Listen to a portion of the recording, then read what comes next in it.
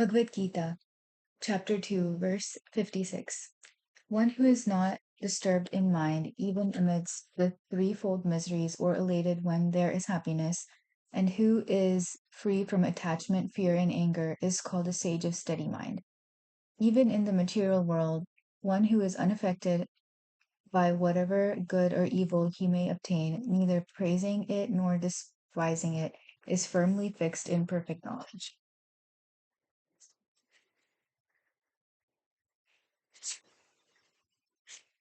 One who is able to withdraw his senses from sense objects as the tortoise draws its limbs within the shell is firmly fixed in perfect consciousness. Though the embodied soul may be restricted from the sense enjoyment, the taste for sense objects remains, but seizing such engagements by experiencing a higher taste, he is fixed in consciousness.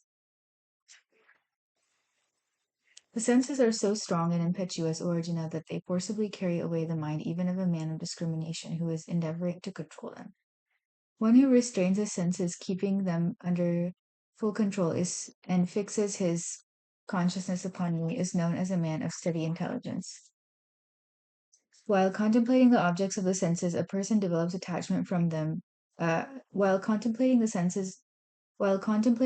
of the senses, a person develops attachment for them, and from such attachment, lust develops, and from lust, anger arises. From anger, complete delusion arises, and from delusion, bewilderment of memory. When memory is bewildered, intelligence is lost, and when intelligence is lost, one falls down again into the material world. But a person free from all attachment and aversion and able to control his senses through regulative principles of freedom can obtain the complete mercy of the Lord. For one thus satisfied in Krishna consciousness, the threefold miseries of material existence exist no longer. In such satisfied consciousness, one's intelligence is soon well established. One who is not connected with the Supreme in Krishna consciousness can have neither transcendental intelligence nor a steady mind, without which there is no possibility of peace, and how can there be any happiness without peace?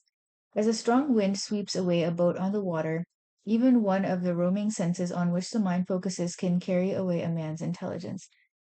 Therefore, O mighty armed one, whose senses are restrained from their objects is certainly of steady intelligence. What is night for all beings is the time of awakening for the self-controlled, and the time of awakening for all beings is night for the introspective sage. A person who is not disturbed by the incessant flow of desires that enter like rivers into the ocean, which is ever being filled but always still, can alone achieve peace, and not the man who strives to satisfy such desires.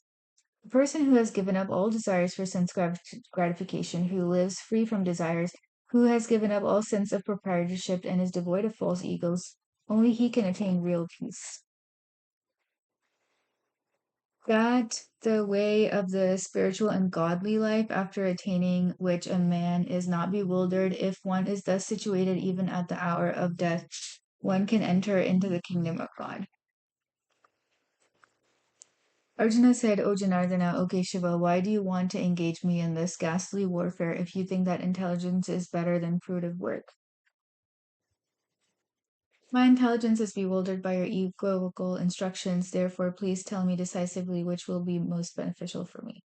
The Supreme Personality of Godhead said, O sinless Arjuna, I have already explained that there are two classes of men who try to realize the self. Some are inclined to understand it by empirical, philosophical speculation, and others by devotional service. Not by merely abstaining from work can one achieve freedom from reaction, nor by renunciation alone can one attain perfection. Everyone is forced to act helplessly according to the qualities he has acquired from the modes of material nature. Therefore, no one can refrain from doing something, not even for a moment. One who restrains the senses of action, but whose mind dwells on sense objects, certainly deludes himself and is called a pretender. On the other hand, if a sincere person tries to control the active senses by the mind and begins karma yoga and Krishna consciousness without attachment, he is by far superior. Perform your prescribed duty, for doing so is better than not working. One cannot even maintain one's physical body without work.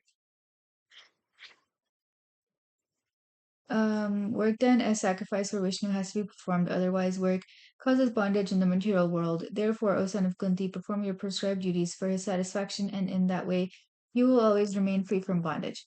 In the beginning of creation, the Lord of all creatures sent forth generations of men and demigods along with sacrifices for Vishnu and blessed them by saying, "Be thou happy by this yajna sacrifice, because its performance will bestow upon you everything desirable for living happily and achieving liberation." The demigods, being pleased by sacrifices, will also please you, and thus by cooperation between men and demigod, prosperity will reign. In charge of the various necessities of life, the demigods being satisfied by the performance of yajna, sacrifice will supply all necessities to you, but he who enjoys such gifts without offering them to the demigods in return is certainly a thief. The devotees of the Lord are released from all kinds of sins because they eat food which is offered first for sacrifice. Others who prepare food for real personal sense enjoyment verily eat only sin. All living bodies subsist on food grains which are produced from rains. Rains are produced by performance of yajna sacrifice, and yajna is born of prescribed duties. Regulated activities are prescribed in the Vedas, and the Vedas are directly manifested from the Supreme Personality of Godhead. Consequently, the all-pervading transcendence is eternally situated in acts of sacrifice. My dear Arjuna, one who does not follow in human life the cycle of sacrifice thus established by the Vedas certainly leads a life full of sin. My dear Arjuna, one who does not follow in human life the cycle of sacrifice thus established by the Vedas certainly leads a life full of sin. Living only for the satisfaction of the senses, such a person lives in vain. But for one who takes pleasure in the self, whose human life is one of self realization, and who is satisfied in the self only, fully satisfied, for him there is no duty. A self realized man has no purpose to fulfill in the discharge of his prescribed duties, nor has he any reason not to perform such work, nor has he any need to depend on any other living beings. Therefore, without being attached to the fruits of activities, one should act as a matter of duty, for by working without attachment, one attains the supreme. Kings such as Janaka attain perfection solely by performance of prescribed duties. Therefore, just for the sake of educating the people in general, you should perform your work. Whatever action a great man performs, common men follow, and whatever standards he sets by exemplary acts, all the world pursues. O son of Bertha, there is no work prescribed for me within all the three planetary systems, nor am I in want of anything, nor have I a need to obtain anything, and yet I am engaged in prescribed duties. For if I ever failed to engage in carefully performing prescribed duties, O Bharata, certainly all men would follow my path. If I did not perform prescribed duties, all these worlds would be put to ruination. I would be the cause of creating unwanted population, and I would thereby destroy the peace of all living beings. As the ignorant perform their duties with attachment to results, the learned may similarly act, but without attachment, for the sake of leading people on the right path. So as not to disrupt the minds of ignorant men attached to the fruitive results of prescribed duties, a learned person should not induce them to stop work. Rather, by working in the spirit of devotion, he should engage them in all sorts of activities for the gradual development of Krishna consciousness. The spirit soul, bewildered by the influence of false ego, thinks himself the doer of activities that are in actuality carried out by the three modes of material nature. One who is in knowledge of the absolute truth, O mighty arm, does not engage himself in the senses and sense gratification, knowing well the differences between work and devotion and work for fruitive results. Bewildered by the modes of material nature, the ignorant fully engage themselves in material activities and become attached. But the wise should not unsettle them, although these duties are inferior to the performer's lack of knowledge. Therefore, O Arjuna, surrounding all your works unto me with full knowledge of me, without desires for profit, with no claims to proprietorship, and free from lethargy, fight.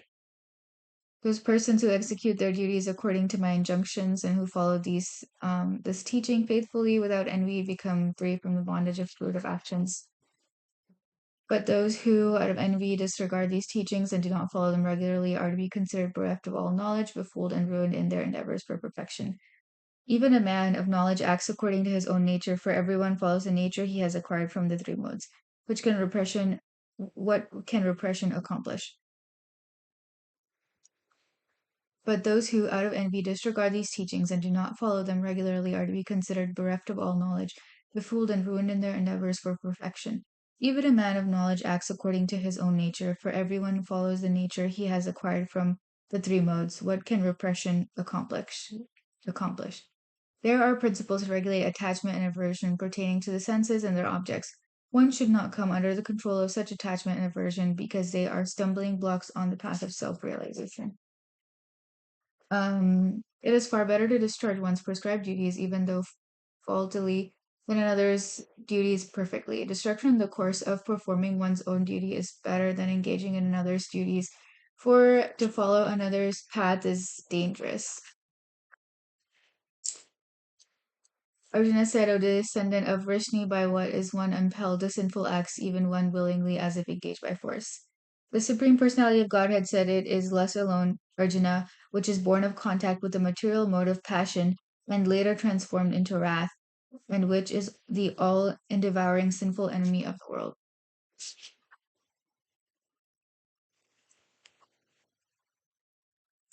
As fire is covered by smoke, as a mirror is covered by dust, or as the embryo is covered by the womb, the living entity is similarly covered by different degrees of this lust.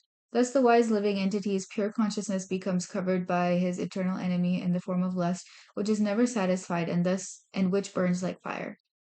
As fire is covered by smoke, as mirror is covered by dust, or as the embryo is covered by the womb, the living entity is similarly covered by different degrees of this lust. Thus, the wise living entity's pure consciousness becomes covered by his eternal enemy in the form of lust, which is never satisfied and which burns like fire. The senses, the mind, and the intelligence are the sitting places of this lust. Through them, lust covers the real knowledge of the living entity and bewilders him. Therefore, O Arjuna, best of the Bharatas, in the very beginning, curb this great symbol of sin, lust, by regulating the senses, and slay this destroyer of knowledge and self realization. The working senses are superior to dull matter, mind is higher than the senses, intelligence is still higher than the mind, and he, the soul, is even higher than the intelligence. The working senses are superior to dull matter, the mind is higher than the senses, intelligence is still higher than the mind, and he, the soul, is even higher than the intelligence. Thus, knowing oneself to be transcendental to the material senses, mind, and intelligence, O mighty armed Arjuna, one should study the mind by deliberate spiritual intelligence, Krishna consciousness, and thus by spiritual strength, conquer this insatiable enemy known as lust.